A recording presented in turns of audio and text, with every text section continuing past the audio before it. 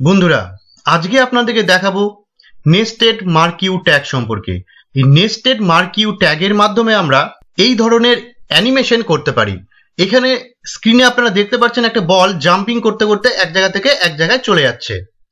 এই ধরনের অ্যানিমেশন আমরা মার্কিউ ট্যাগের মাধ্যমে দেখাবো, আর খুব সহজ বন্ধুরা, খুব সহজভাবে আপনাদেরকে দেখাবো। দেখে মনে হচ্ছে অনেকটা কঠিন, কিন্তু আপনারা শেষ পর্যন্ত ভিডিওটা আপনারাও করতে পারবেন। তো বন্ধুরা এবার শুরু করা যাক আজকের ভিডিওটি নেস্টেড মার্কিউ ট্যাগ এবং সঙ্গে অ্যানিমেশন করা। আর তাহলে আমরা চলে যাব ভিজুয়াল স্টুডিও কোডের মধ্যে। বন্ধুরা আমরা চলে আসলাম ভিজুয়াল স্টুডিও কোডের মধ্যে। ডান দিকে ভিজুয়াল স্টুডিও কোড আর বাঁ দিকে ব্রাউজার আমার ওপেন করা আছে। বন্ধুরা স্ট্রাকচারটা আমি আগেই করে নিয়েছি। এখানে টাইটেল দিয়েছে মার্কিউ, দেখুন এখানে মার্কিউ টাইটেল দেওয়া আছে। এবার আমরা বডির মধ্যে চলে আসি। যেহেতু এইখানে দেখুন দেওয়া আছে ব্যাকগ্রাউন্ড কালার হচ্ছে গ্রিন, তাহলে আমরা ব্যাকগ্রাউন্ড কালার এখানে বিজি কালার বডির মধ্যে দিয়ে দিলাম গ্রিন।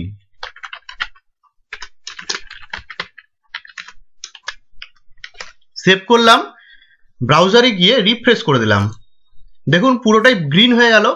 নেক্সট এবার চলে আসলাম মার্কিউ ট্যাগ। বন্ধুরা লাস্ট ভিডিওতে আমরা দেখিয়েছিলাম মার্কিউ ট্যাগ কিভাবে ইউজ করতে হয়।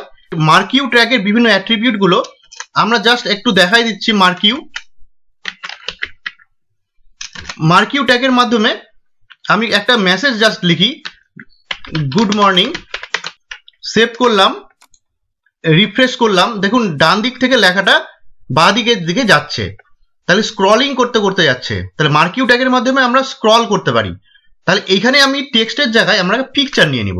স্টার্ট করার আগে পিকচার আমরা একটা ডাউনলোড করে নেব। বন্ধুরা আমরা ডাউনলোড করে নিয়েছি পিকচার ডেস্কটপের মধ্যে, এবং ডেস্কটপের মধ্যেই আমরা এই HTML ফাইলটাও সেভ করছি। ওকে বন্ধুরা, তাহলে এবার এইখানে ইমেজ আমরা ইনসার্ট করব। ইমেজ ইনসার্ট করার জন্য যে ট্যাগ ইউজ করতে হয় সেটা IMG ট্যাগ। IMG ট্যাগ সম্পর্কে আমরা এর পরে ভিডিওতে আপনাদেরকে দেখাবো আরো ভালো করে। জাস্ট শুধু এইটুকুই জেনে রাখুন, ব্রাউজারের মধ্যে ইমেজ ইনসার্ট করার জন্য IMG ট্যাগ ব্যবহার করতে হয়। এর যে সোর্স আছে, যেখান থেকে আমি ইমেজটাকে নিয়ে আসবো, সেই অ্যাট্রিবিউটের নাম হচ্ছে SRC। এইখানে আমাকে পাথ দিতে হবে। তাহলে বন্ধুরা পাথ দিব কি করে? এরপরে রাইট ক্লিক করব, পিকচারের উপরে প্রপার্টিতে গেলাম, দেখুন এখানে পাথ দেওয়া আছে। পুরো পাথটা আমাকে কপি করে পেস্ট করতে হবে, কিন্তু আমি এখানে কপি করে পেস্ট করব না, কারণ যেহেতু একই লোকেশনে আমার পিকচার আছে এবং HTML ফাইল আছে। এক্ষেত্রে যদি আপনি কোনো একটা একই ফোল্ডারের মধ্যে বা একই লোকেশনে যদি ইমেজ আর HTML ফাইলটা রাখেন, তাহলে আপনাকে কোনো রকম পাথ দিতে হবে না। জাস্ট শুধু আপনি নামটা শুধু লিখে দিবেন। এখানে কি আছে, football.jpg কপি করলাম, এখানে গিয়ে পেস্ট করে দিলাম। এখানে এক্সটেনশন নেম সহ করতে হবে, এক্সটেনশন নেমটা বাদ দিলে হবে না। ওকে, আচ্ছা তাহলে এই পর্যন্ত হলো। আমি এখানে সেভ করলাম, এবার ব্রাউজারে যাই, এখানে F5 প্রেস করলাম বা রিফ্রেশ করলাম, দেখুন এবার এটা যাচ্ছে, দেখুন পিকচারটা চলে এসছে এবং এটাও আমার ডান দিক থেকে বাঁ দিকের দিকে যাচ্ছে। এবার একটা কাজ করি, ফুটবলের সাইজটাকে একটু কমিয়ে দিই। এর হাইট আমি করে দিলাম 100 আর উইডথ করে দিলাম 100। আচ্ছা এখানে আমি সেভ করলাম, F5 প্রেস করলাম, দেখুন পিকচারের সাইজটা ছোট হয়ে গেল। ওকে বন্ধুরা, এবার আমি কি করব, এবার দেখুন যে স্ক্রলিংটা হচ্ছে, স্ক্রলিংটা একটু নিচের দিকে হচ্ছে, এই জায়গাটা হচ্ছে। হ্যাঁ, তাহলে কি করব, যে আমি যে মার্কিউটাকে একটু নিচের দিকে নিয়ে আসবো, মার্জিনটা একটু সেট করব। তো এখানে বন্ধুরা মার্জিন সেট করতে গেলে আমাকে এখানে দিতে হবে V space.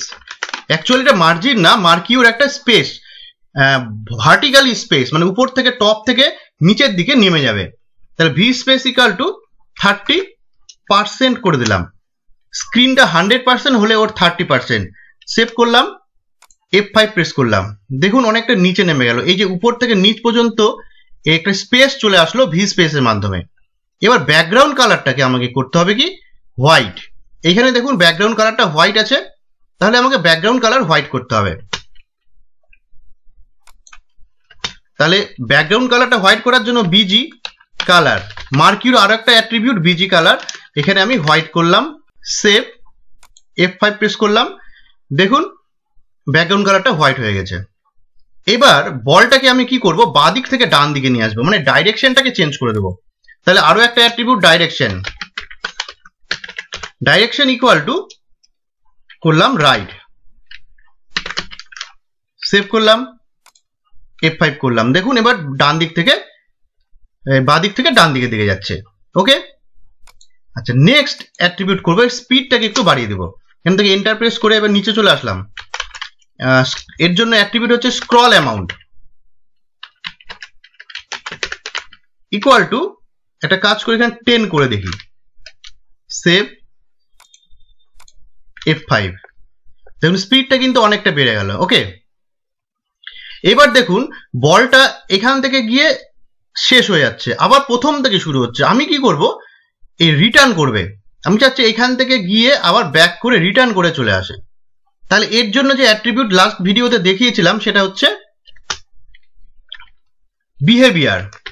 Behaviour equal to তিনটা হয় ভ্যালু, একটা হচ্ছে স্লাইড, একটা স্ক্রলিং, আর একটা হচ্ছে অল্টারনেট।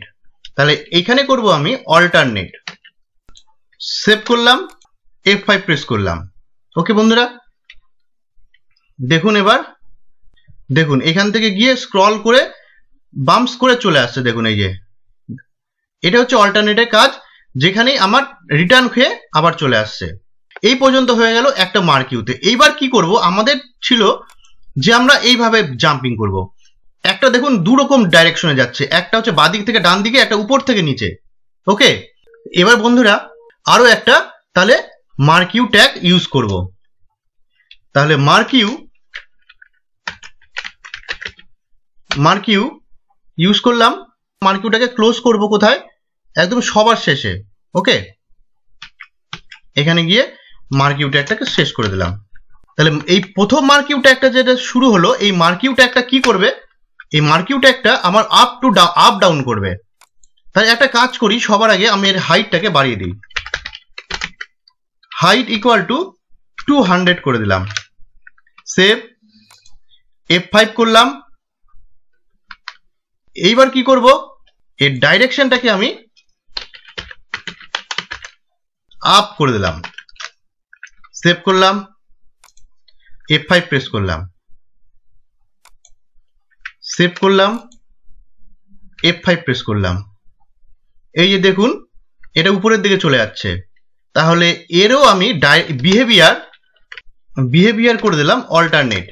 বিহেভিয়ার বানান ভুলে গেছে এখানে, বিহেভিয়ার দেওয়ার পরে সেভ করলাম। হাইটটাকে আর একটু বাড়িয়ে দিই, হাইটটা একটু ছোট হয়ে গেছে, এর হাইটটাকে আমি করে দিলাম 300, সেভ করলাম, F5 করলাম। বন্ধুরা এখানে হাইটের বানানটা একটু ভুল হয়ে গেছে, স্পেলিংটা ভুল হয়ে গেছে, HEI হবে হাইট, সেভ করলাম, F5 করলাম।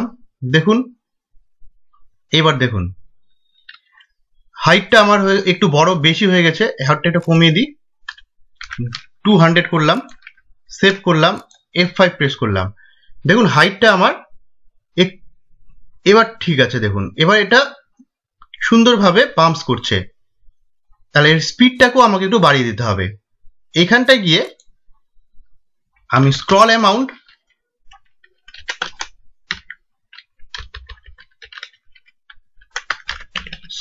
অ্যামাউন্ট ইকুয়াল টু 20 করে দিলাম, সেভ করি, F5 করি। দেখুন বন্ধুরা স্ক্রল অ্যামাউন্ট 20 করার সঙ্গে সঙ্গে স্পিডটা বেড়ে গেল।